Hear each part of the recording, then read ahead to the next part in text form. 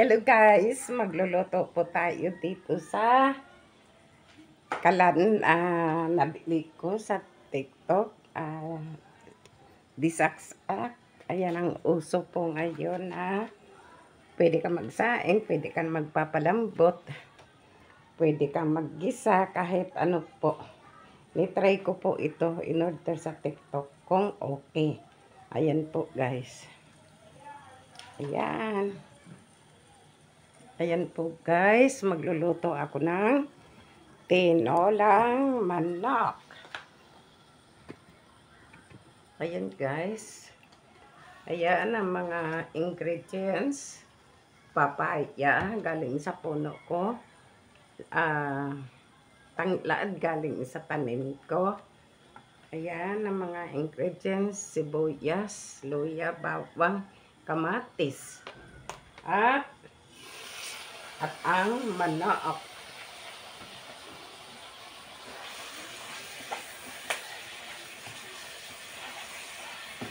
Ayan po guys. Ayan siya. Ayan. Try natin kung okay ba ito ang in-order ko sa TikTok. Ayan. Tinolang manok po guys.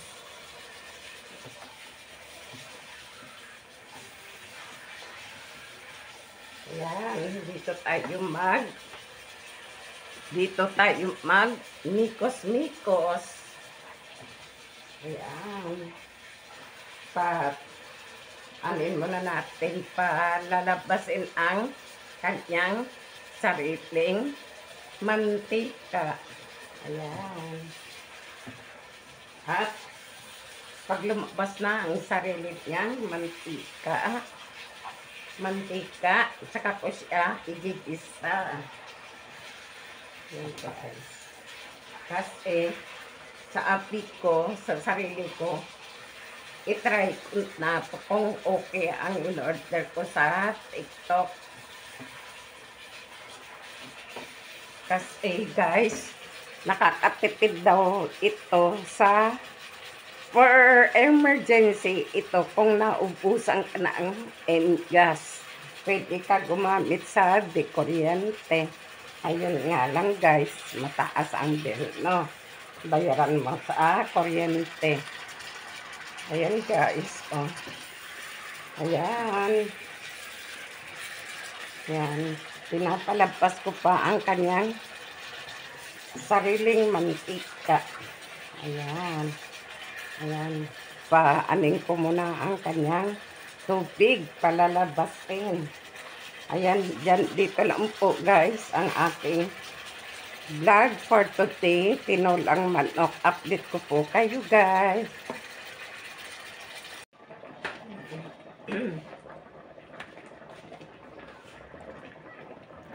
Ayan po guys, maluluto na po yung aking tinolang manok. Okay po itong na-order ko sa TikTok na yung uso ngayon na pwede ka magpalambot ng baka, parang pressure cooker sa magprito, lahat po magsaing. Ganda po ito. Ayan po guys. Ayan, dahon ng sili. Yan. Yan, lumalabas na ang kanyang aroma ng tanglad, ang bango-bango. Yan guys, oh. Yan. Luto na po to guys. Yan.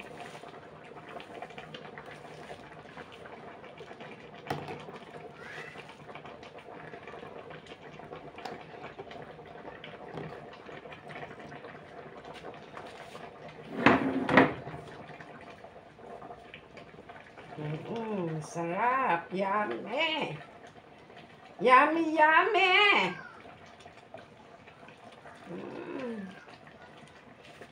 Yummy, yummy, guys. Yummy, yummy. Ayan. Diba? Tikman.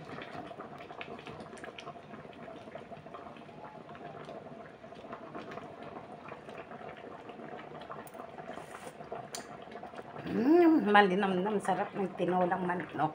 May tanglad. Tapos may yan, dahon ng sili eh. Yan po guys.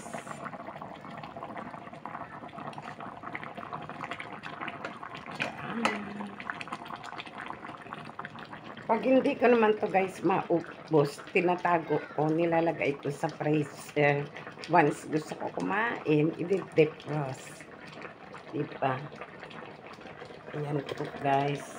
Guys, dito lang po ang aking vlog for today. Success na in-order ko sa TikTok. Bye-bye. Thank you for watching my video cooking for today.